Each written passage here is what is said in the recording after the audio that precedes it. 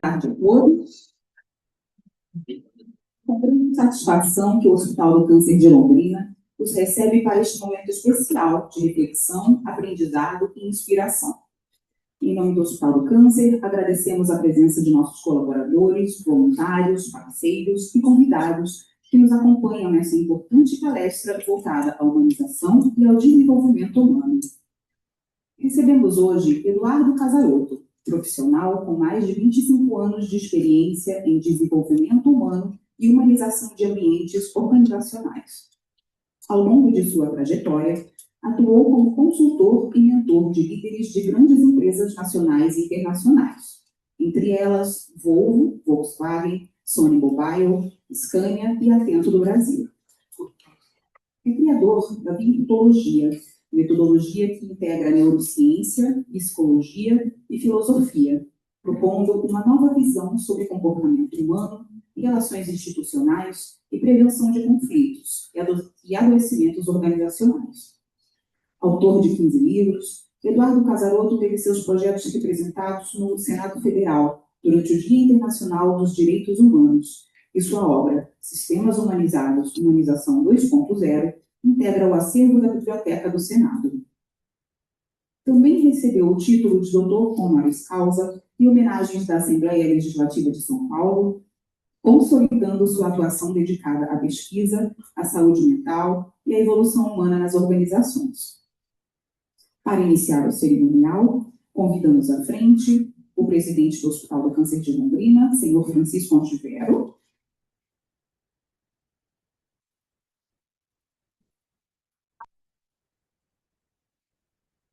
coordenadora do voluntariado do Hospital do Câncer, senhora Iracema Fabian,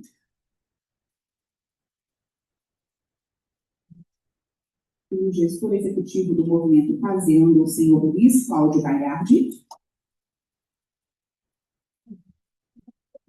o palestrante, senhor Eduardo Casarotto.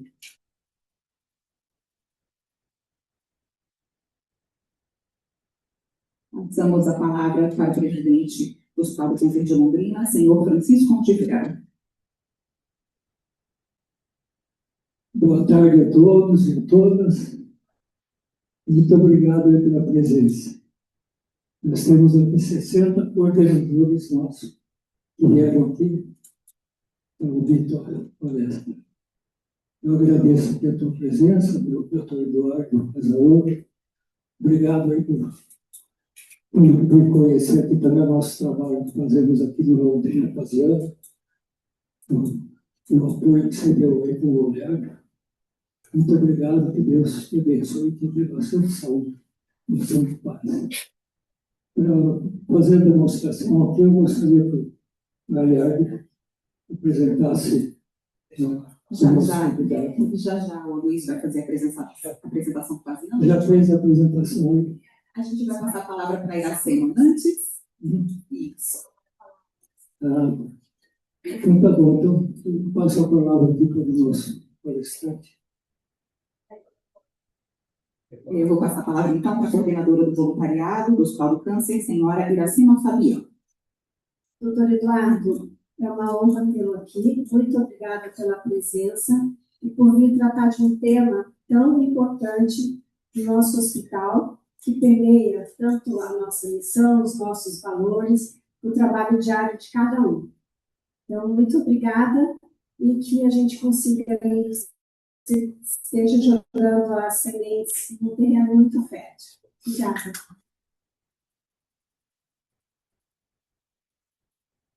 Com a palavra, o gestor executivo do movimento Fazendo, o senhor Luiz Cláudio Gaiardi. Boa tarde a todos e a todas. É uma alegria imensa estarmos aqui com vocês hoje, nesse momento, né? O Casarotto chegou na quinta-feira, já foi maravilhoso, fomos na penitenciária, tivemos contato com a reitora, a ministra da Mulher esteve almoçando com a gente ontem, enfim, foram vários contatos, vários planos, né? Ele viu que Londrina é quente mesmo, né? Vocês, tudo primeiro é aqui, né? Eu só queria pedir para o cerimonial, você vai falar do negócio do seno? Vou fazer um resuminho aqui, Tá. breve introdução. Então, muito obrigado por ter aceito o convite, né, de vir conhecer Londrina, cidade educadora para a cultura de paz, que consta do nosso planejamento estratégico, né? Um dos 79 projetos estratégicos é esse, Londrina, cidade educadora para a cultura de paz. Então, assim, muito nos honra, né, você ter vindo. Ele veio ficar 6 dias praticamente, porque ele é cientista, pesquisador, né? A minha agenda, então, falei, puxa, então vamos correr atrás de articular os contatos, tudo isso, e nossa, está sendo maravilhoso, está dando tudo certo. Obrigado, viu, por aceitar.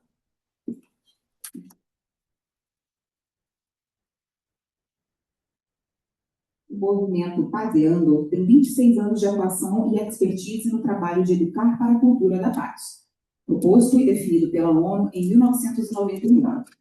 Hoje, o Hospital do Câncer de Londrina e o Instituto Virtudes recebem o selo Londrina Pazeando, tornando as instituições signatárias do selo e reconhecendo seus papéis de embaixadoras da cultura da paz. Então, por favor, Luiz. Pessoal, vou falar uma palavrinha sobre o selo, né, para quem não conhece. Como a gente está esses 26 anos aqui em Londrina, temos essa expertise de educação para a cultura de paz, tudo isso. A partir do ano passado, de setembro, na 25ª Semana Municipal da Paz, a gente lançou o selo em empresa ou instituição, né, duas categorias, empresa e embaixadora da cultura de paz, fazendo um chamado aqui na cidade para que as empresas sejam embaixadoras da cultura de paz. Logicamente, né, um hospital que já faz, outras que já faz, mas também tem aquelas empresas que fazem as ações para a Agenda 2030, para os ODS, né, elas relacionando o que elas fazem com a cultura de paz, então fazendo, transferindo, né, fazendo com elas a adesão para que seja mais um protagonista na construção da cultura de paz, para a gente atingir o objetivo do Master Plan. Então, como o Casaroto está aqui, nós achamos que era uma excelente oportunidade da gente. A gente tem vários eventos, mas a gente acha que nesse evento, né, era muito oportuno a gente entregar o selo para a empresa dele e a organização não governamental dele, e também para o Hospital do Câncer. Então, eu faço primeiro para o hospital, você acha? Vamos fazer primeiro para o hospital, né, que é de casa. Pode ser os dois? Vou mostrar aqui. Muito bem. Segura também, Zé.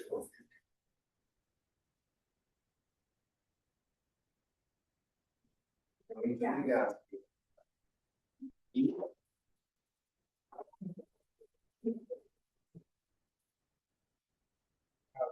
O Eduardo, né? É o Instituto Virtude e a Humanar, é o nome da organização não governamental ligada ao instituto dele, tá? Então a gente vai entregar esses 2 selos aqui para ele agora.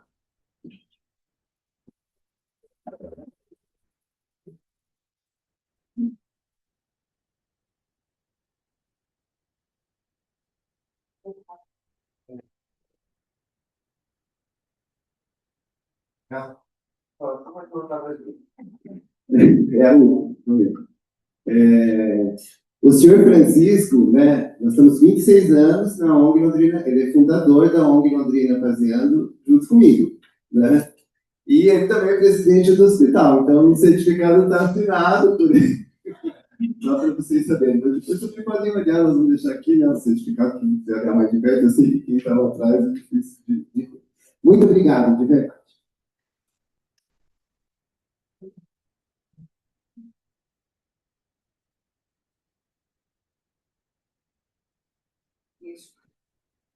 Neste momento, passamos a palavra para o senhor Eduardo Casaroto e o convidamos para conduzir sua palestra. Seja muito bem-vindo ao Hospital do Câncer de Londrina.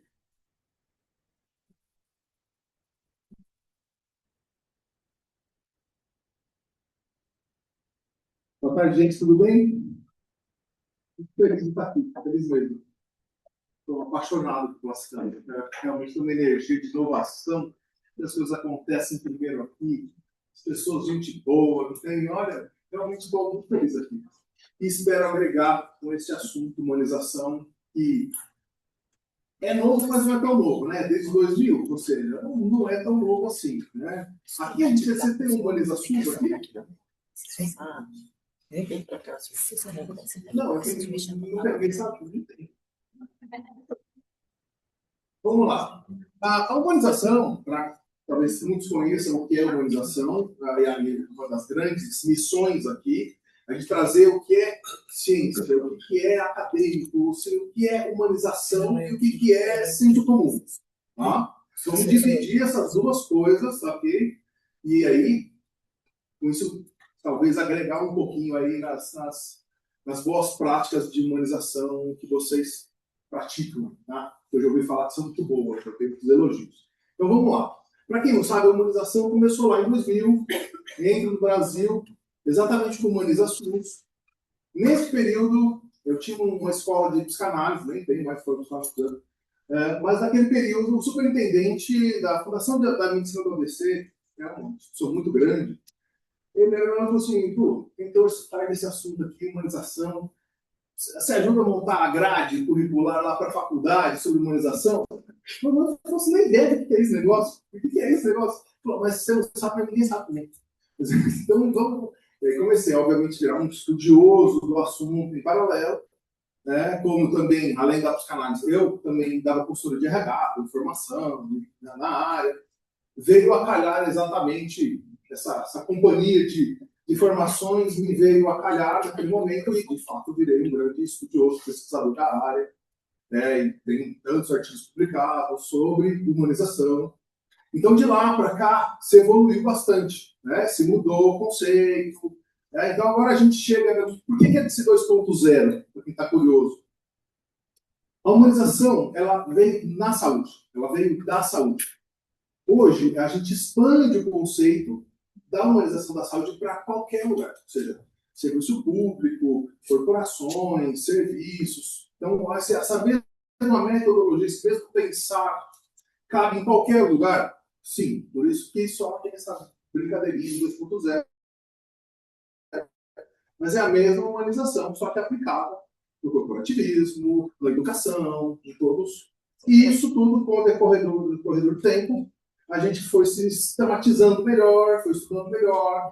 Isso virou uma certificação. Estamos, inclusive, já a passos largos para isso virar uma ISO internacional de humanização. Isso é uma notícia muito legal. A primeira ISO escrita por um brasileiro.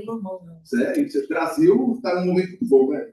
Da ciência brasileira. A gente tem que comemorar essa coisa do Brasil, né? Então, estamos lá, estamos bem perto disso. E isso é bom por quê?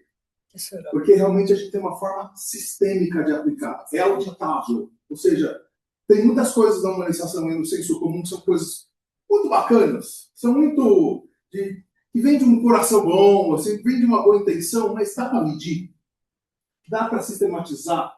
Dá para auditar?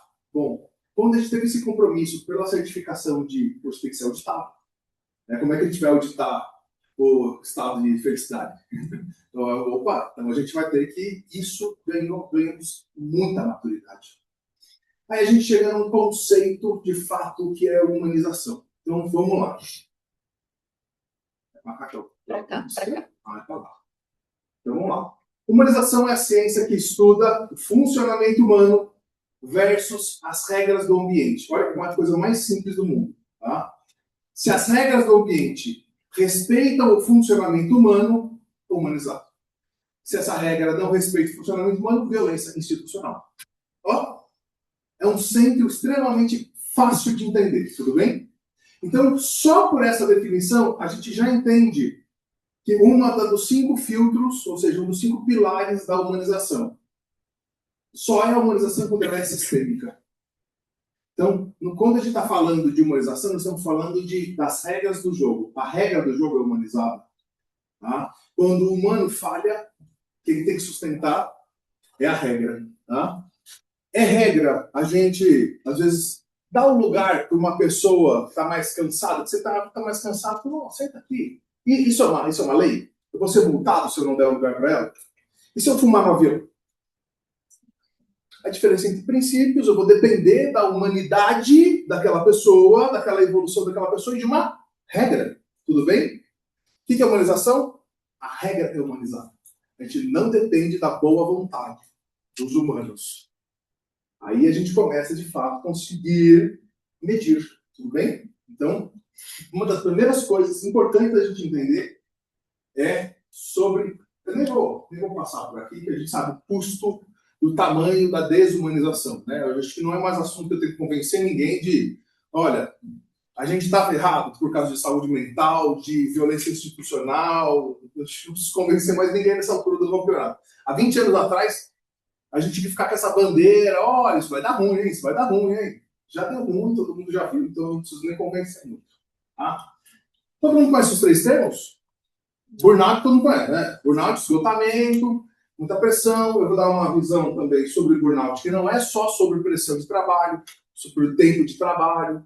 Tá? A gente vai entender que a desestruturação de um manual de cargos mal escrito, provoca burnout. Tá? Então a gente vai entender um pouquinho mais para frente. Burnout, alguém conhece? Tá? Conhece? Conhece? Maravilha? Pouquinho, né? Então, isso aqui é muito importante entender esses outros dois, porque aqui a gente tem 32% no país de burnout. A gente é o segundo país com mais burnout do mundo. A gente só perde no Japão. Daí, competir com aquele nível de rigidez, a gente não conseguiu ganhar. Mas o Brasil está em segundo lugar, isso é muito alto. Né? O burnout é sobre o tédio. Tem profissões, tem trabalhos, às vezes você está numa recepção que não passa muita gente, ou num trabalho que você tem que esperar. Por exemplo, eu atendo muita penitenciária, eu faço mais de 200 penitenciárias, eu faço o sistema humanizado de penitenciárias. Tem uma profissão que é ficar lá na torre, no fuzil. Qual que é o trabalho, o produto do trabalho? O marceneiro vê a mesa que ele fez. Qual que é o produto do trabalho do cara da torre? Ele não vê o produto do trabalho dele. E ele tem que esperar, não tem que esperar? E ele tem que torcer para ele não trabalhar. Né? Ele tem que trabalhar. O melhor dia dele é quando ele não trabalha, certo? Então quer dizer que o melhor dia dele é quando ele não trabalha, qual é o trabalho dele? O dia dele, entendeu? Esse dia dele, essa falta do produto do trabalho, vai dando tédio, vai dando tédio. Esse é diferente do tédio de uma introspecção, você vai fazer uma meditação. Qual a diferença entre tédio e exatamente essa introspecção? Vou dar um parênteses para explicar rapidinho, para a gente entender como é que isso funciona no cérebro. Tem um sistema que chama DNE, tá? E quando você está com a sua consciência desligada, você não está com suas funções executivas ligadas, você não está em atenção, você não está pensando sobre o pensamento, você não está pensando em nada, desliga isso. Tá? A hora que você desligar, passa pensamento na sua cabeça? Passa, aquela rádio, uma rádio fica passando, essa rádio vai ficar passando sobre você registra os autos biográficos do seu cérebro, da sua história, de traumas. Quanto mais estruturado tá as suas memórias aí, aquela rádio também vai fantasiar, também vai ficar. Por isso que algumas rádios são um tormento, né? Por isso que a gente muitas vezes não consegue ficar no tédio, ficar na introspecção. E a gente vai pro TikTok e fica... Porque se eu parar para escutar a rádio, tá um filme de terror lá naquela rádio. Depois é melhor eu fugir. Por isso que o entretenimento entretém o quê? Tira, disfarça a minha rede DNN, a minha rede de saliência, né, o SM, vai mandar o meu a função executiva perceber alguma coisa. Perceba alguma coisa, pelo amor de Deus. Tá?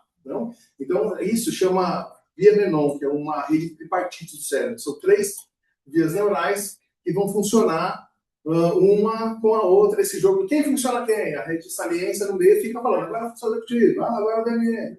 Tudo isso aqui envolve como... eu dei essa explicaçãozinha para você entender. Tem um funcionamento cerebral, o cérebro tem uma sua maneira de funcionar. As regras do ambiente, está respeitando esse funcionamento? Essa é a pergunta da humanização, entendeu?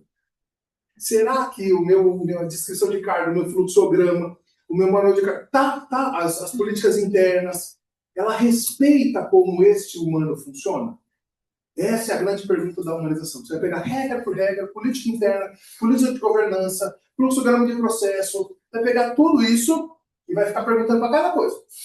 Respeita o humano, respeita, entendeu? Não é respeita. Entendeu que a gente tem que tirar a palavra humanização, humano de humanização? O humano quer dizer funcionamento humano. E por cair muito dentro da bondade, né? Do tá bem, do atendimento. Gente, não é isso. Não é isso. Tá? A gente tem que amadurecer a ideia de humanização de que ela é sistêmica. Tudo bem? Então, por exemplo, eu faço o meu manual de cargos. No meu manual de cargos eu tenho lá todas as tarefas na descrição de cargo. Então, para quem nunca viu o manual de cargo, tem descrição de cargo. Na descrição de cargo tem lá a avaliação de desempenho, ou seja, como que eu cobro esse cargo, em suas competências técnicas, comportamentais. Tá? Tem lá o perfil psicológico desse cargo. Infelizmente, a maioria não tem. E quando tem, é mal escrito. Então, isso quer dizer que eu contrato uma personalidade que não funciona com aquelas tarefas. Sabe uma piadinha velha, mas ela é real? Sabe quando você fala, faça o que ama e não vai trabalhar um dia na vida? Isso quer dizer, vamos traduzir para a humanização. Faça algo dentro da sua personalidade que você ganhe energia. Faça algo fora da sua personalidade que você vai perder essa energia. Vai ser uma violência para você. Ou seja, porque eu não descrevi bem, não fiz um bom estudo dentro do manual de cargos, eu vou, no meu recrutamento de seleção, eu vou saber recrutar? Eu vou saber o que treinar? Eu vou saber o que medir? Não, isso é desumanização. A desumanização começa na desorganização, na má estratégia dos cargos. Então, sim, temos que desenhar. Por exemplo, uma coisa muito simples. Na pandemia, não foi um monte de gente para casa fazer home office? Um monte de gente, né? Quem ficou feliz? Os introvertidos. Os extrovertidos estavam batendo a cabeça na parede. Todo mundo já aumentou a bebida alcoólica, não aumentou? Todo mundo começou a fumar. Por quê? Porque extrovertido precisa de gente. Ele precisa trocar. É a partir do outro que ele precisa dessa troca. Introvertido funciona assim? Mas graças a Deus, eu não quero saber de ninguém, não aguento mais gente. Eu quero ficar aqui. Aí vamos voltar. Olha a chuva, vamos voltar. Aí os introvertidos ficam tudo doido. Para voltar, e os extrovertidos. Então, tudo isso é com base em quê? Com traço de uma personalidade? Pronto, a gente sabe, olha, esse perfil de cargo, como é que eu contrato um gerente de produção que ele é introvertido? Eu tenho um caso essas semanas aqui, inclusive de uma aluna minha, ela falou, professor, agora eu entendi por que eu fui parar na psiquiatria. Ela tem que ter um traço que é de temperamento herdado geneticamente, não é mudado. Bem? Então, aí sai daquela falácia de todo mundo pode ser líder. Não. O traço de dominância, eu posso ser um bom gestor de tarefas. Se eu posso aprender com a matemática ali de fazer um bom gestor. Aquele entusiasmo, aquela liderança, de brilhar os olhos das pessoas, de seguir. Tem aquela alma do líder. Tem um dominante. Um traço dominante e não dominante. Isso é um traço genético herdado não mutável. Posso desequilibrar ele ou não. Quando eu coloco numa avaliação de desempenho de um cargo que não precisa dessa liderança, mas eu exijo que ele tenha essa liderança, o que eu estou fazendo? Violência institucional. É desumanizado. É desumano cobrar algo fora do teu temperamento que não dá para ser treinado. O temperamento não altera. Eu altero caráter, eu altero competências e virtudes, eu altero várias coisas. Não falo que você altera, que você não altera. Mas dá para alterar temperamento? Ritmicidade. Pessoas arrítmicas e rítmicas. Pessoas, sabe, eu sou rítmico, sou acelerado. Não tem pessoa que é mais lenta, assim, vai para cá. É mais tranquilo, que assim, ó, você pode dar choque, você não vai ter. E ela é isso aqui, que é o ritmo dela, certo? Essa minha aluna, como eu comentei, ela, enfermeira. Da UTI. Dá certo? Na UTI, a pessoa pacata, tranquila, sem energia, ela fica doida. Aí ela foi para onde? Psicólogo. Psicólogo, vamos treinar para você ser mais rápido, para você ser mais ágil. Eu como psicólogo para ficar qual? Aí comentou em medicação. Medicação surtou mesmo, travou. Por quê? Porque estavam mudando algo que não é mudável. Não é alterável, tudo bem? Então é violência, tá? É violência. Então, primeiro, começa com a má descrição dos cargos, tudo bem? Então, cobrar algo que aquele cara, gerente de segurança e meio ambiente, tá? O cara, ele precisa ser um cara otimista, político, marqueteiro, precisa ser? Não precisa ser pessimista, ele é gerente de segurança, ele precisa pensar no pior para fazer a gestão. Ele precisa ser um cara super otimista? Não. Não tem. São traços de personalidade que são gerados. Eu vou mostrar aqui a construção de uma personalidade para vocês entenderem o que uma coisa cruza com a outra que dá a tua personalidade. Mas vamos começar a entender isso, tá? Entender um pouquinho já a diferença de humanização, de ser legal, a gente trata bem, trata com sorriso, com acolhimento. Isso é uma parte. Entenderam que isso é um guarda-chuvinha da humanização? Isso não é humanização sistêmica, ok? A gente não garante a humanização dessa forma. Então, bom, o tédio, ou seja, eu vou entrar naquele estado do tédio, e esse tédio vai levar à ansiedade e depressão? Vai. Burnout. Burnout é a perda de sentido. Sabe quando a gente até entra numa carreira, gosta da carreira, mas eu faço aquilo há anos, repetidamente. Ela perde sentido. Pro cérebro é igual a gente falar uma palavra repetida, né? Isso é batata. Depois a gente perde o sentido da batata. Que batata? Entendeu? A gente começa a perder. O nosso trabalho é a mesma coisa. Tudo que a gente faça repetidamente, no mesmo roteiro, né? Mesmo roteiro, ela vai perdendo sentido. Nossa, eu adorava fazer amor com meu marido. A gente tem a mesma rotina, a mesma posição, a mesma sequência. 3, 10 anos. Você nem sabe mais o que você está fazendo.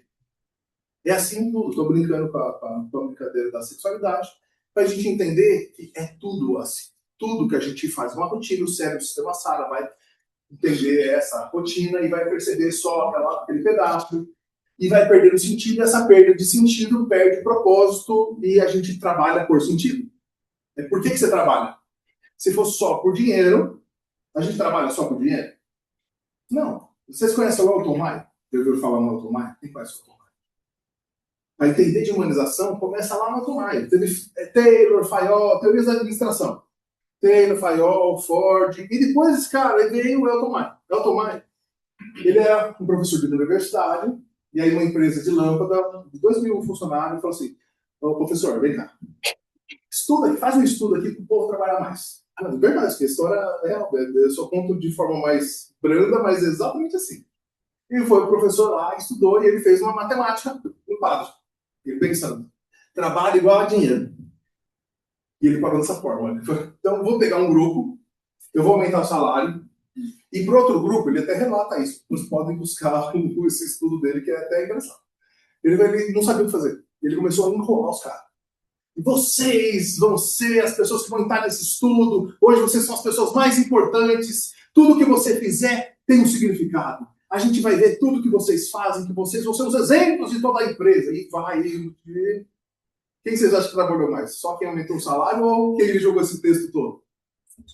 Óbvio. Aí nasceu o RH. O RH nasceu com o Elton Maia. É verdade. Isso aí, então, quem estuda RH sabe que o nascimento do RH, eu não trabalho só por dinheiro. Essa expressão da minha identidade, do meu valor, da minha personalidade em movimento. O que é propósito? O self, o eu profundo em movimento. Tudo bem? Você coloca o seu self, ou seja, o seu eu mais profundo, as suas características mais autênticas em movimento, chama propósito, que dá o sentido de vida. Sim? E é isso que te faz várias coisas no cérebro. Tudo bem? Então, isso te torna mais humano? Um trabalho que você consegue expressar essa autenticidade, te dá sentido na vida. E isso é mais humano? Está dentro de humanização? Tá. Um emprego que você faz repetidamente, que não dá mais sentido nenhum, que não tem próprio nenhum, que você não vê mais a sua identidade vinculada àquilo, vai dar burnout. Dá isso. Então, se aqui tem 32%, somando esses dois aqui, quantos por cento dá na empresa? Assim, vai ser a minoria que está vivendo o seu propósito, tendo a sua personalidade, sem ser esmagado por nada, né? Ser totalmente justo, adequado ao seu fluxograma. Né? Meu dia aqui não é para apavorar, tá? Meu dia é, olha, tem luz, tem método, tem ciência para a gente fazer direito, tá? Então vamos lá. A NR1, só para citar aqui, porque todo mundo vai estar dentro do guarda-chuva da NR1, eu tive vários encontros com lá em Brasília, com o Ministério do Trabalho, com a procuradora responsável por saúde mental. Então, ou seja, não é da minha cabeça de novo, ou seja, é palavras do Ministério. Okay? Não é sobre o indivíduo a NR1, é sobre o ambiente. Eu vou chegar na sua empresa e eu não vou entender se você, quanto número de afastamento, se você faz terapia, se a empresa dá descompressão. Isso vai alterar alguma coisa na multa da NR1? Não vai. Não vai. A NR1 é sobre ambiente. O que vai ser pesquisado é por que esse ambiente provoca violência ou não. Ah, tem assédio moral. Ela vai ver o assédio moral que foi feito? Não é. O que nesse ambiente proporcionou, deixou que esse assédio moral acontecesse? Qual é a regra que tinha, que não tinha, que aconteceu esse assédio moral? É sobre ambiente. Só passando aqui, ou seja, como é que a gente conserta a NR1? Como é que a gente faz para se adequar à NR1? Humanização, já entendeu que a forma mais óbvia é exatamente o sistema humanizado. Tá? Tudo bem aqui. Já falei.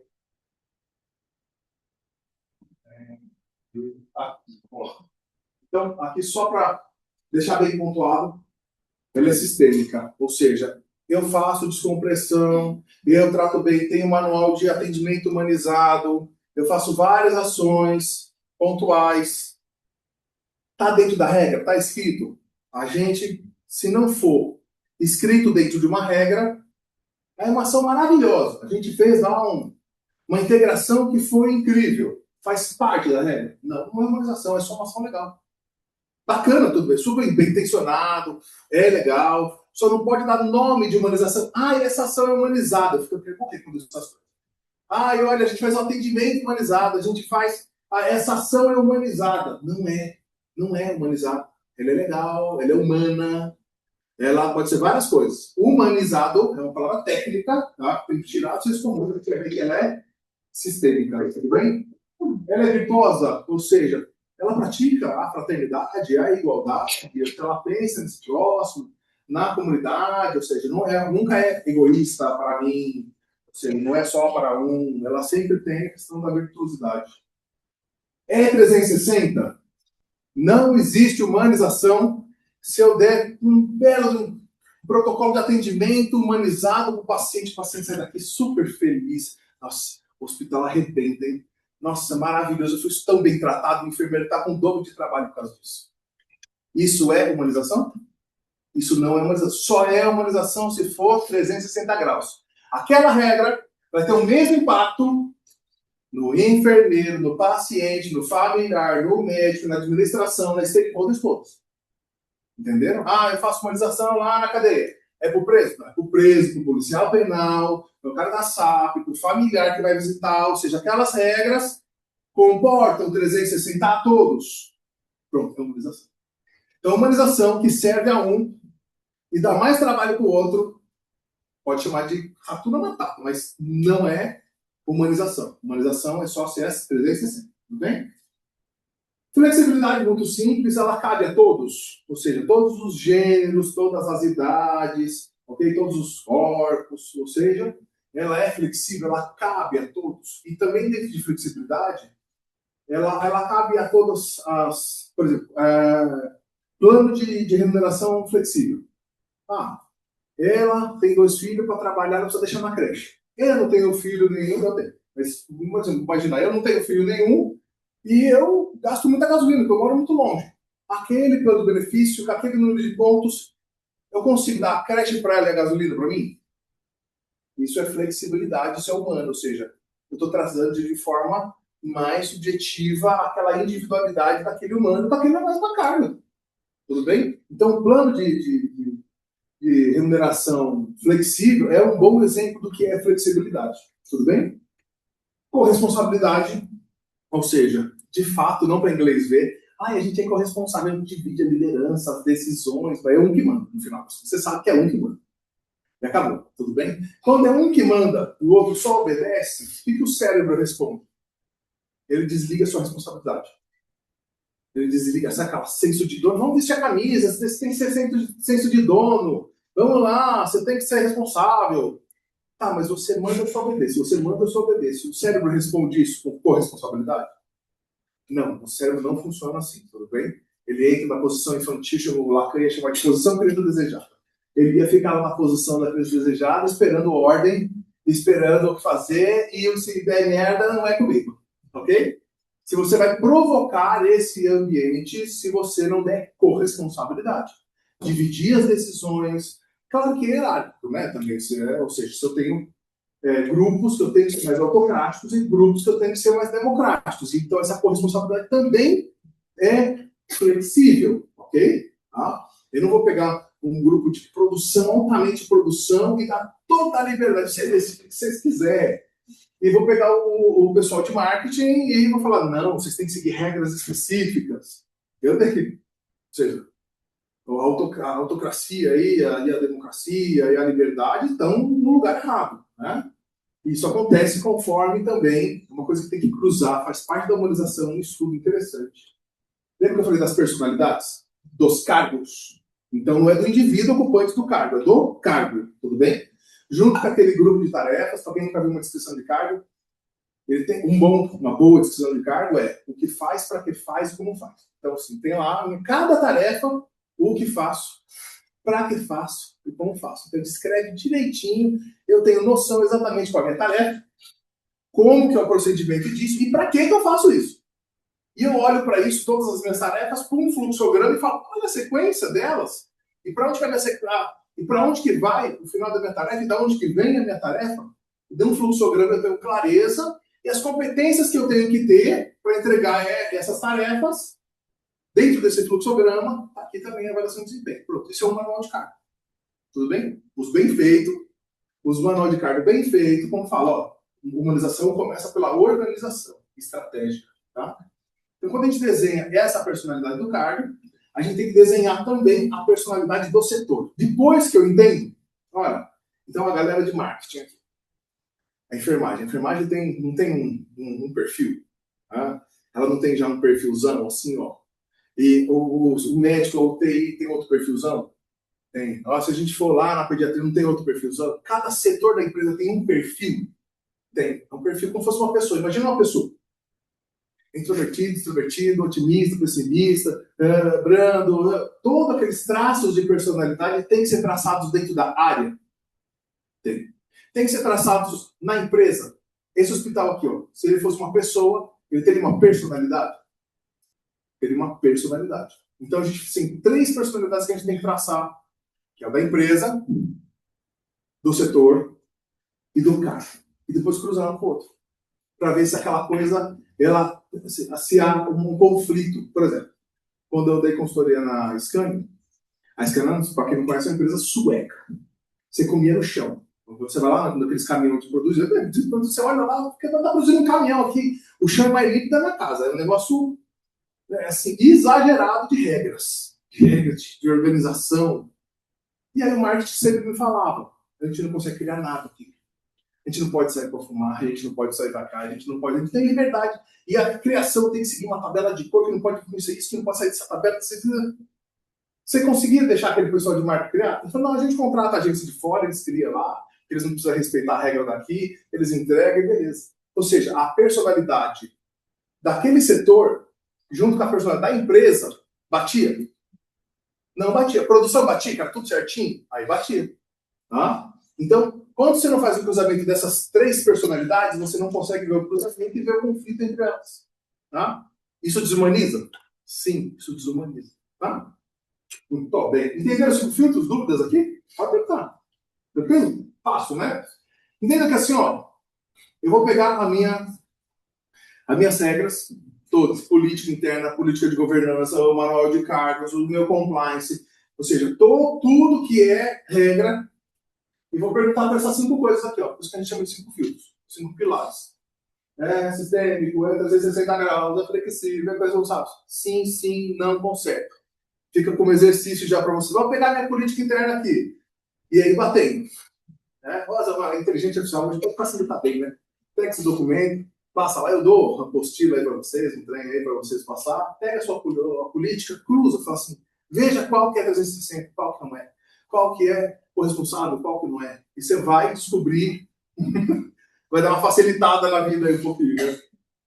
Mas o bom, de fato, é seguir o padrão, que é montar um comitê de avaliação, com regras de comitê de avaliação, que comporte todos os eixos da empresa, de cargos e salários, né, de áreas, e aí monta esse comitê de 5, 6 pessoas, e aí discute as políticas todas, começando por governança, tá? Depois vai descendo com os manuais de cargo, governando com políticas internas, compliance, tudo bem?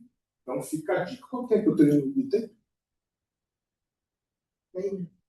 Hoje? Bom, aqui outra coisa. Nós temos 51 necessidades humanas. Vamos voltar para o conceito. Humanização é a ciência que respeita o funcionamento humano, certo? Entenderam já de personalidade, né? Se eu não, aquele cargo, aquela tarefa não respeita a minha personalidade, logo, ele está sendo violento, tudo bem? Então, eu não estou respeitando aquele funcionamento. Dá para a gente ter todos, são mais de 30 traços de personalidade, bater bonitinho, um cargo com 30 traços de personalidade bonitinho? Não dá, óbvio que vocês não vão encontrar isso, mas você tem que entender que tem pesos, tá?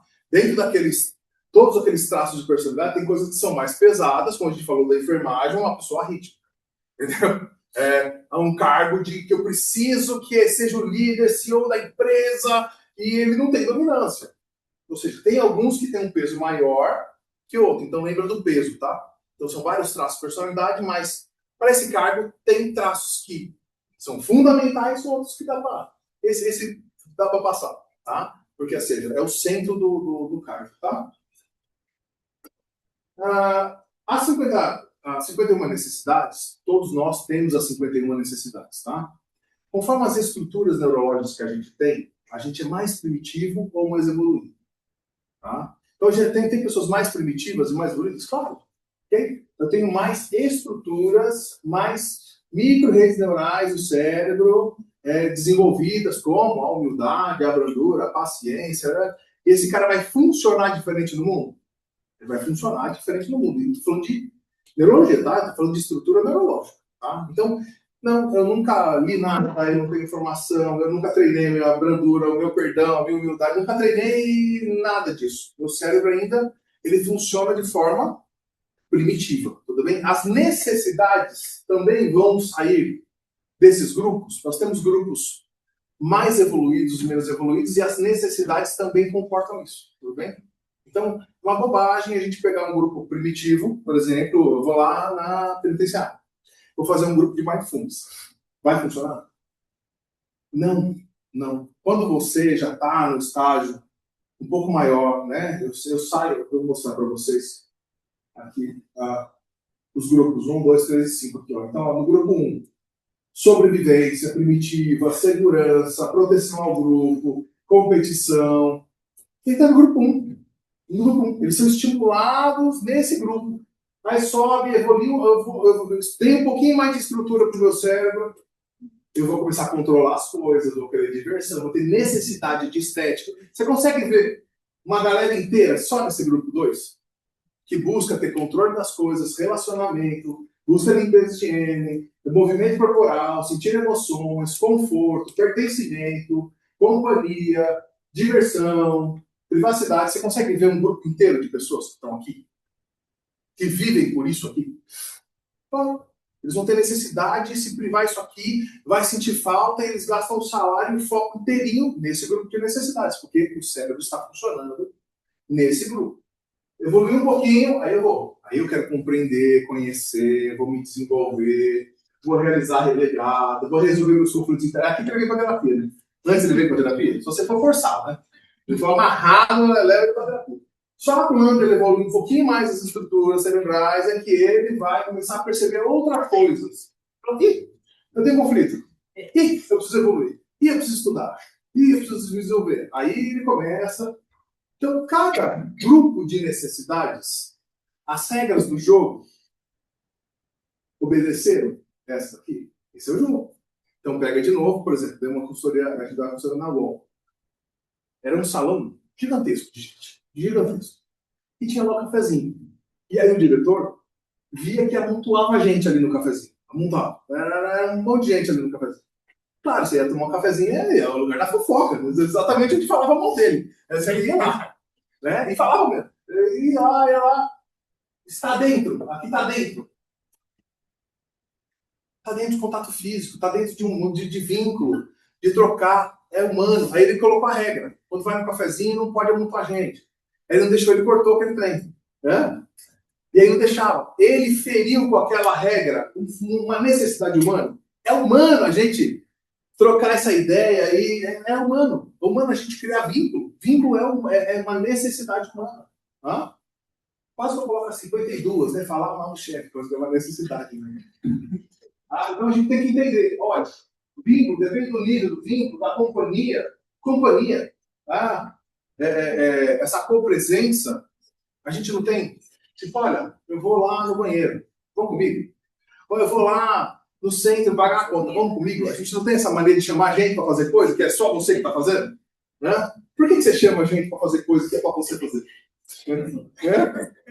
É uma necessidade humana, tudo bem? É uma necessidade humana. E se eu corto essa necessidade de uma regra, eu impeço essa necessidade humana, eu estou agredindo o humano. Entendeu? Vai ficar fácil depois com essa tabelona, né? Fica fácil de pegar a regra e falar. Agride? Não agride. Incentivo? Incentivo. Tudo bem? Bem, como entenderam aqui os 4 grupos, ó, propósito, autotranscendência, plenitude, onde está a introspecção? Aqui no grupo 4. Cadê? Não, ele está lá para baixo. Olha aqui, ó, a conexão com a natureza. Vamos estimular isso. Depende de que grupo. Que grupo que você está? Tem que estudar. Qual a regra? Será que tem regra para isso? Aflige isso, aflige isso. Vamos lá. O Beck tem uma tabelinha do que não ferir, ou seja, necessidade de importância. Está lá no grupo 1.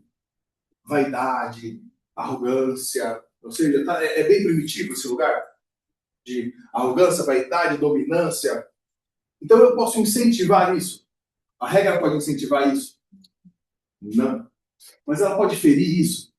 Está vendo que é o não ferir? Se você agredir a vaidade de alguém, ela vai se sentir ferida e ela vai responder aquilo. Vai virar uma marca somática no cérebro, vai ser um demônio na sua empresa. Tudo bem? Então, regra, não agrida a vaidade das pessoas, não agridam a importância das pessoas. Ou seja, muita dessa vaidade toda, está lá no tronco cerebral, corpo frontal, dedo predial, essa marca, ela vai responder, a vida lógica vai responder isso. Então, regra, não incentiva a vaidade, mas não fere. E aqui, de novo, regula, aí sim, você estimula, você cultiva. Então, as regras que seguirem esse padrão aqui, vai equalizar a empresa num acordo. A personalidade que eu já falei bastante, mas eu só vou passar para não deixar dúvidas. Personalidade é formada por temperamento, caráter, identidade, psique e virtude. Ou seja, virtudes são competências do cérebro, tá? Não tira a virtude do senso comum, tá? Ou seja, não é uma relação virtuosa religiosa, tudo bem? Não estamos falando disso. Nós estamos falando de estrutura neurológica, tudo bem? Eu tenho capacidade no meu cérebro de quando alguém... Por exemplo, vamos dar um exemplo simples. A gente fala muito de competência. Estou lançando, inclusive, um livro mundial sobre a estrutura de onde vem a sua competência. Trabalho em equipe. Está lá na avaliação de desempenho. Tem lá, você tem que trabalhar em equipe, você tem que trabalhar em equipe, tem que trabalhar em equipe. Na minha personalidade, da onde sai equipe? Da onde que sai trabalhar em equipe? Alguém arrogante, vaidoso, inflexível, que não aceita, consegue trabalhar em equipe? Gestão de mudança. Ele é bom de gestão de mudança. Alguém que é inflexível e que não tem aceitação, tudo isso aqui são termos daqui, ó. Pode ver aqui, ó. Brandura, responsabilidade, aceitação. Alguém que não tem aceitação, ele quer tudo no seu controle. Não tem flexibilidade nenhuma. Não tem humildade nenhuma. Ele vai conseguir fazer gestão de mudança? Entenda? Uma coisa vem da outra. Tem uma estrutura que a gente depois, no popular, a gente coloca.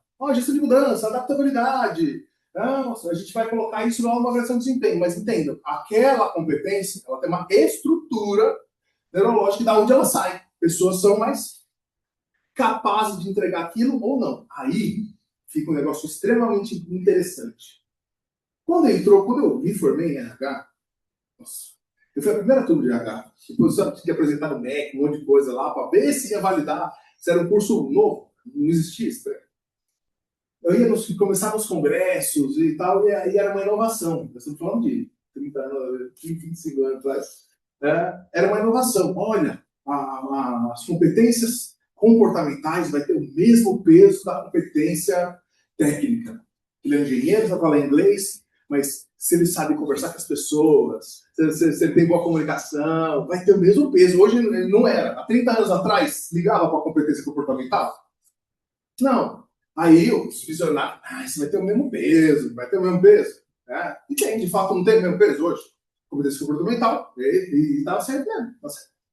Porém, com a entrada da avaliação de desempenho, com a entrada da exigência de traços de comportamento, mas não da estrutura que gera esse comportamento, lembra? O comportamento é o produto da personalidade. Bem simples entender isso, né? Então, o teu comportamento, a tua personalidade, ó. O comportamento é o produto da personalidade, tudo bem? A tua personalidade não tem estrutura da aceitação, neurologicamente. Não tem estrutura da flexibilidade. Não tem estrutura da humildade. Não tem essas estruturas. Mas lá na avaliação de desempenho, você aprende um roteiro. Trabalhar em equipe é escutar o outro, e fazer, ser cooperativa. Você tem um roteirão lá que o coach ele vai dar para você, e você fala, eu vou trabalhar aqui. Aí você aprendeu o roteiro, não aprendeu? Quem aprendeu? As suas funções executivas, que realmente compor a sua personalidade ali, ou é o sistema amidaloide que está dizendo assim, para mim sobreviver nesse ambiente, eu quero que morra todo mundo, para matar todo mundo. Eu não ligo com humano coisa nenhuma. Eu quero que eles morram. Tá? Mas, para o roteiro, para mim passar na avaliação de desempenho, por sobreviver no ambiente, é bem primitivo, é sobrevivência primitiva. Eu tenho que me comportar assim. Aí nasce o que Jung falava de persona. Então eu trago uma avaliação de desempenho, crio uma persona. Crio uma persona. Eu me desenvolvi de fato e criei isso no meu caráter. Uma maravilha. Então você não tem persona, você tem formação do caráter, tá tudo ótimo. Porque esse é o que nós queremos, certo? Porém, quando não, você não tem características, estruturas neurológicas formadas para que gere essa competência e eu crio essa competência em forma de persona, o que vai acontecer? A distância entre esse self, o que você é, essa autenticidade, e a sua persona que você criou, é o tamanho do seu transtorno de personalidade. Que é o tamanho do seu burnout, que é o tamanho da sua ansiedade. Tá? Porque você está distante, você está provocando ações que você tem que carregar muita energia. Muita energia. Tá? Quando você é uma pessoa paciente, alguém fere você numa reunião, fala uma bobagem, te expõe, mas você é uma pessoa que tem o perdão mesmo em você, você tem a estrutura do perdão, você tem a estrutura da humildade, você nem percebe que ela te agrediu. Né? Você não fez força, fez? Agora você é arrogante pra caramba, controlador, vaidoso, estrela, e alguém expõe o seu erro na reunião. E aí você tá lá, fritando de ódio. O seu estômago já corroeu. Né? Só que a sua cara é, não, tem razão, eu acho que eu vou usar o relatório. Isso é persona. Isso é estrutura. Entendeu a diferença de uma estrutura neurológica? A diferença de um... Para sobreviver nesse ambiente, eu tenho que seguir esse roteiro? Então, quem você acha que causa saúde mental? Que problema de saúde mental? É essa avaliação de desempenho que é mal escrita. Aí voltou lá no começo. Avaliações de desempenho mal escritas na personalidade. Eu não consigo nem treinar essa personalidade para ela desenvolver não uma persona, e sim uma personalidade. De fato. Tá? Entenderam? Essa diferença? Desgraça, né? Foi? Então beleza, olha. Eu vou deixar um livro de presente para vocês aqui, tá? De humanização, para vocês consultarem, verem. Vou deixar também um canal aberto para vocês poderem... Eu faço encontros de humanização, da formação, a gente tem uma pós-graduação de humanização. Então, a gente faz encontros de mentoria. Eu vou abrir 2 mentorias para vocês, quem quiser. Olha, professor, eu vim lá, eu tentei arrumar meu manual de cargo, eu tentei arrumar minhas políticas, eu posso ir lá ver se está certo o que eu fiz, se me dá um conselho, eu vou abrir 2 mentorias, vocês podem entrar lá e fazer, quem for responsável por isso, conseguir adequar, eu posso ajudar um pouquinho aí, né? É um jeito de poder ajudar um pouco aí, é dar essa consultoria aí, tá bom? Muito bem. Tocar. Eu vou passar um videozinho, já que eu já estou aqui, né? Então eu estou lançando um livro sobre psiconeuroendocrinologia, como aplicar aquelas virtudes, aquelas estruturas neurológicas, das virtudes ali, da brandura, como aplicar isso no paciente oncológico. Então, ó, professor, já que eu estou aqui, eu vou deixar essa provocação de, olha, um paciente que não tem a estrutura neurológica da aceitação, ele fica em hipervigilância? Fica. Mas aquela hipervigilância bate lá no eixo HPA, que produz mais cortisol, e isso atrapalha o tratamento? Sim, é uma coisa mais simples. Vamos treinar, então, a estrutura neurológica da aceitação? Vamos, como estrutura? Para ele tirar ele de lá daquele eixo? Sim, é isso. Eu dei um resumo bem resumido. Vou passar um vídeo assim. Cadê o vídeo?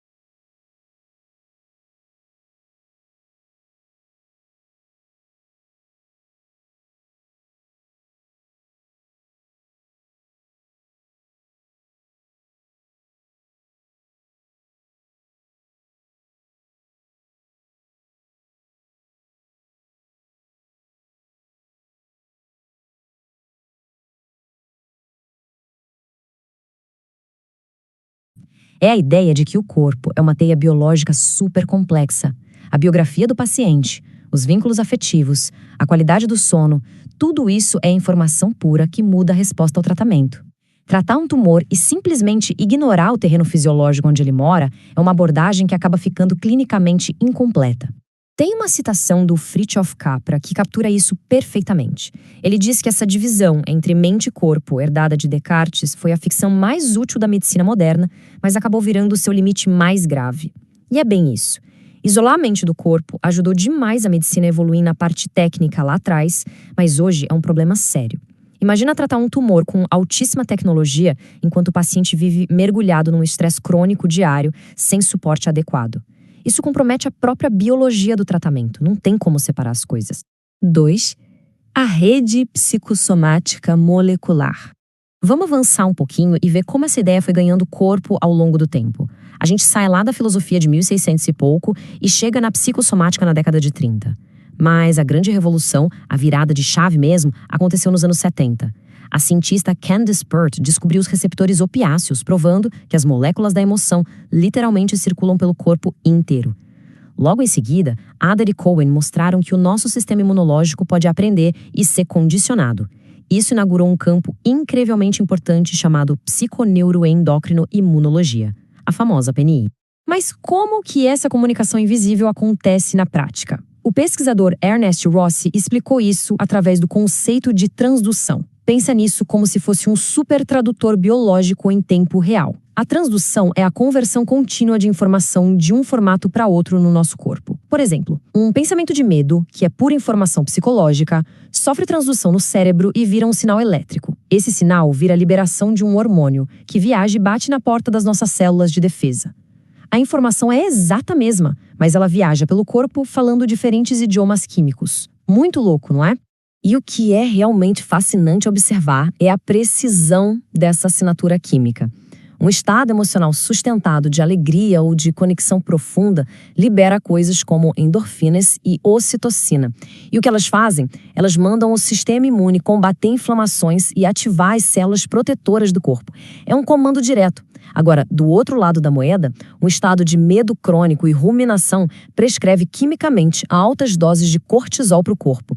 E esse cortisol, infelizmente, suprime a imunidade e cria um terreno biológico super favorável para a doença prosperar. 3. O eixo do estresse crônico. Vamos mapear o invisível agora, o famoso eixo hipotálamo, hipófise e adrenal. É um efeito dominó muito rápido. Diante de uma ameaça, o hipotálamo dispara um alarme chamado CRH.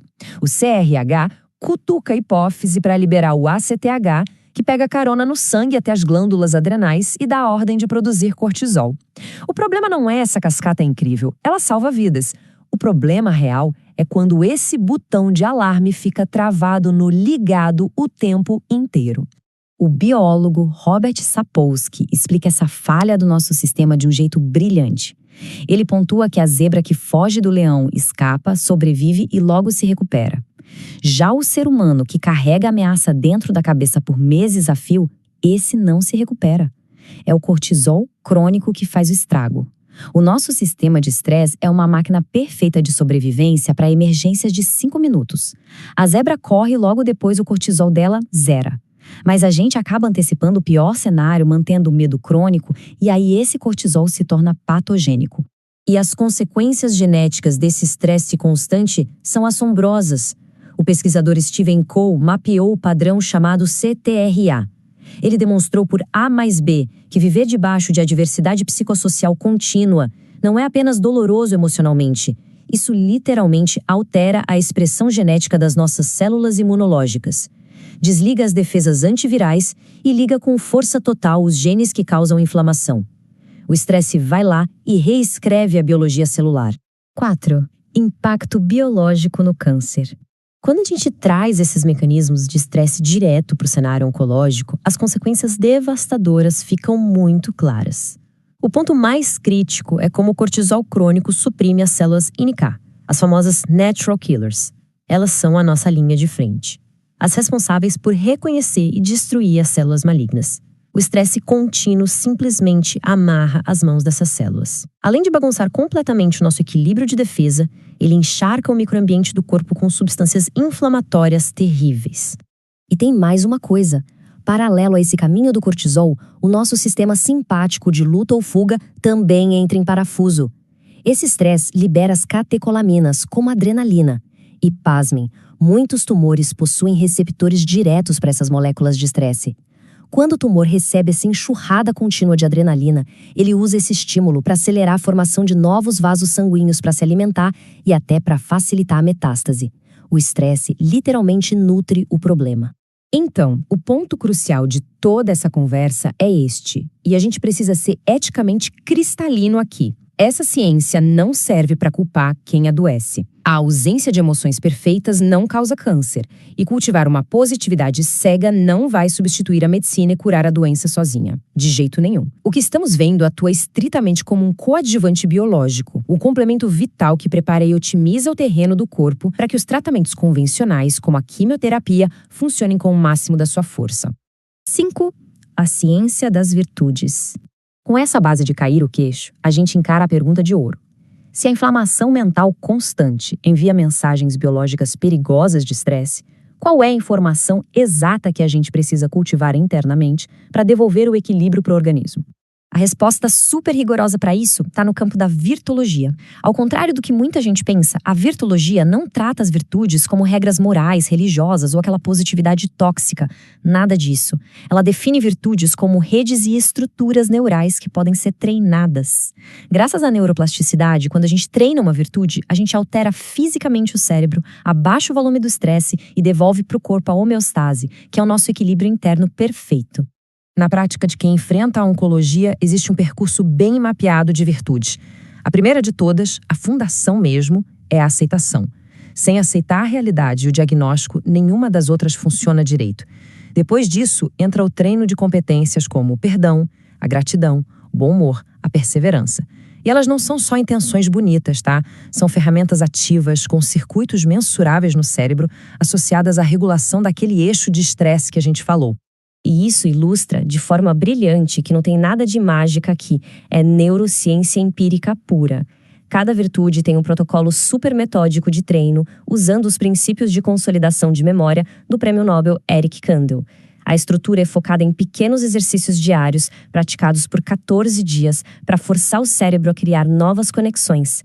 É quase uma musculação neural, que gera uma onda gigante de benefícios no sistema imunológico. Fica muito claro o impacto gigantesco de unir esses mundos. No tratamento convencional sozinho, combate-se o tumor de forma espetacular, mas o ambiente interno do corpo continua sofrendo com o estresse prolongado, o que atrapalha muito a eficácia clínica.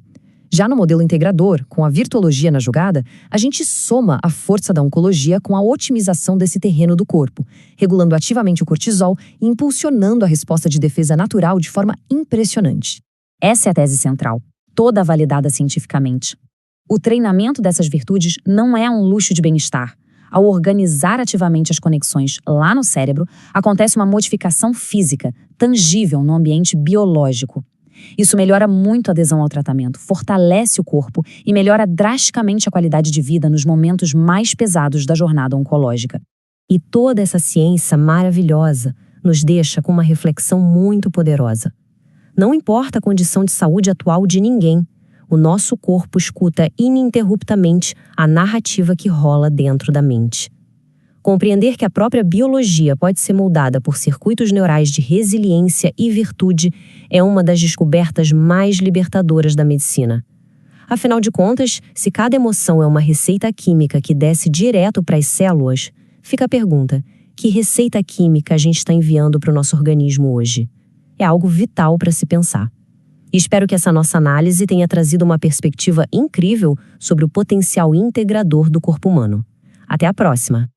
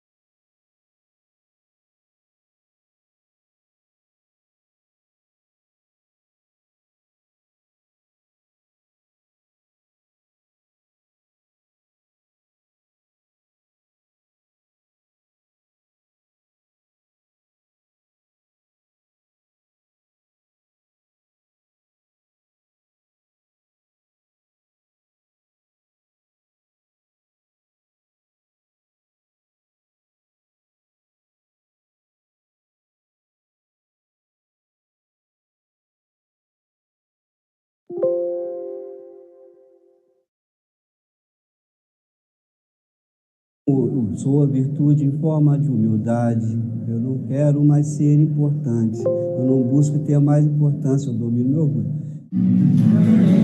A vaidade não me domina mais.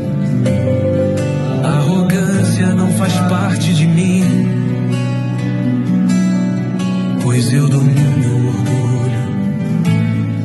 Hoje, graças a Deus, eu consigo ter uma compreensão melhor do porquê de eu estar aqui. Fui muito orgulhoso no meu passado. Em algumas atitudes eu era muito orgulhoso, bastante orgulhoso. O orgulho fez parte da minha vida, nossa, o tempo inteiro. O orgulho não me trouxe nada de bom. Nada. Quando começou o curso, eu vou ser muito sincero, eu nem queria participar, vou ser muito sério com você. Eu não vou não, esse negócio é pra nego doido. A questão da humildade. Quando falou de humildade, foi meu. Eu fui curioso demais, queria experimentar coisas demais. Só fazia aquilo porque eu queria ter algo para poder mostrar para outras pessoas. A ira me dominava, eu ficava maluco. Só eu queria mandar. É uma série de fatores, status, a não aceitação de muita coisa, traumas passados, não aceitar talvez o pai que eu tive, a mãe, entendeu? Um relacionamento que me machucou muito, que lá atrás aconteceu, mas que reflete até hoje, quando eu penso, dói, entendeu? Aí tem que ter um pensamento por cima disso melhor para não acontecer. Sensação de pertencimento, entende? De pertencer a algum grupo ou alguma classe, entende? Assim, aquilo tudo chamava muita atenção. O orgulho, que está no centro de todos, é o orgulho. Eu sei que essas virtudes vêm para mexer com toda a nossa estrutura, porque mexe. Olha, eu acho que o perdão para mim foi uma das mais difíceis, porque se perdoar a pessoa que te magoou muito, que fez, quando você lembra de alguma coisa, você lembra daquilo, acho que dói muito. Aquela cicatriz fica, é difícil. A do perdão. O perdão é pesado. Eu jamais seria capaz de perdoar ela pelo que ela fez. Será que eu mereço esse perdão se eu não consigo perdoar? Aí como é que eu vou perdoar as pessoas, né? Em primeiro lugar, eu preciso perdoar a mim mesmo. Mas quem somos nós para perdoar alguém? Eu estou procurando me perguntar, mas quem sou eu para perdoar alguém? Eu sou uma pessoa que erro tanto, já errei, vou continuar errando. E nisso eu perdi a oportunidade de ser desculpado de alguma forma.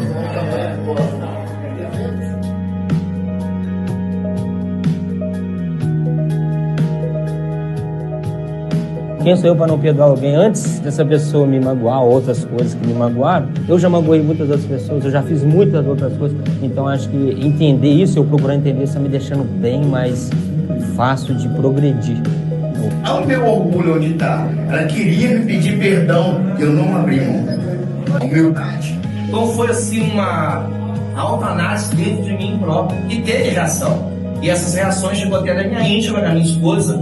Eu chegar numa ilha, você está diferente, seu comportamento, sua atitude. Até a minha própria família tem notado uma grande diferença em mim. Tá mais tranquilo, mais calmo, bem mais tranquilo mesmo. O MacArthur, usando a virtude da individuação, me fez a minha filha vir me visitar. Eu era um sujeito que eu não tinha coragem de chegar no meu filho e falar para ele que eu te amo. Dar um abraço nele. Hoje, graças a Deus, eu faço isso. Tem que aceitar que eu estou privado de liberdade e não tem o que fazer. Esgotei os meus recursos, tenho o que fazer? Tem advogado? Tem, pode fazer, pode. Esgotou? Não tem o que fazer, então é aceitar.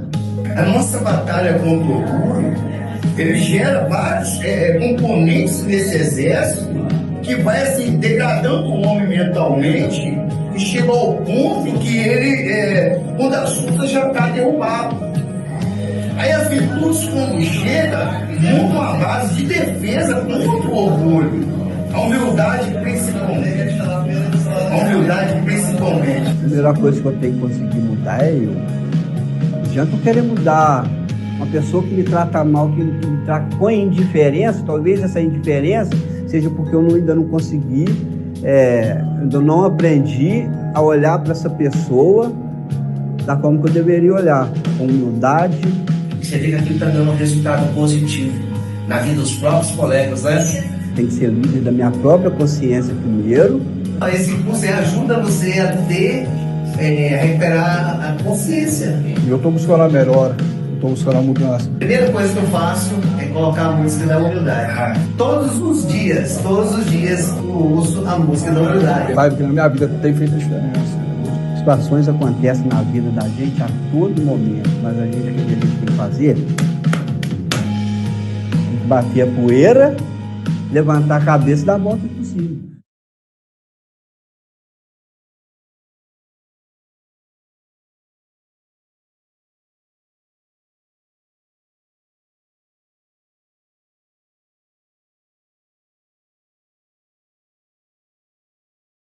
A gente até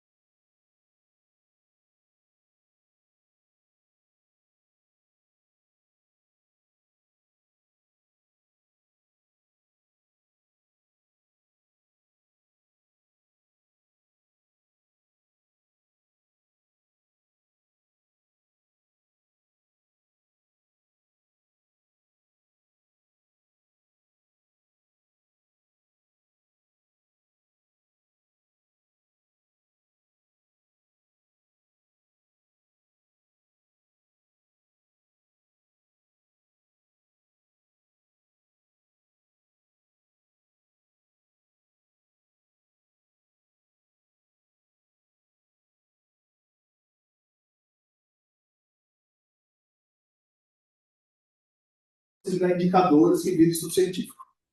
Publicação mundial. Aqui eu vendo projeto no mundo inteiro.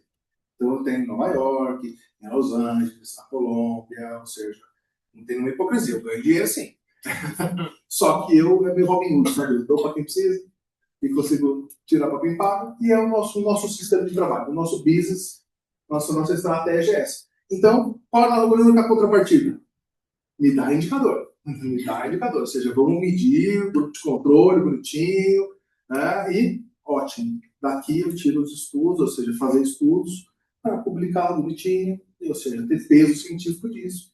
Com isso, eu vendo livro pra caramba, eu vendo, tá tudo certo.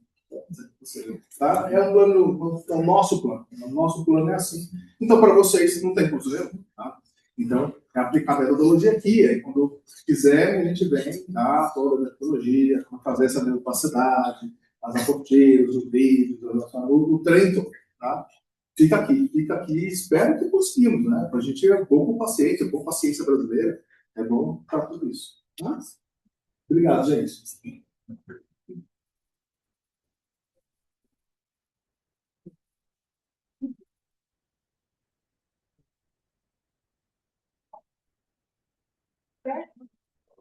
Pessoal, vamos fazer uma foto? Quem puder ficar de pé aqui, o Eduardo aqui na frente, todo mundo aqui, para a gente fazer uma foto da participação dele aqui, dos participantes. A gente fez um foto bem bacana aqui. Quem puder desligar aí o projetor de slides.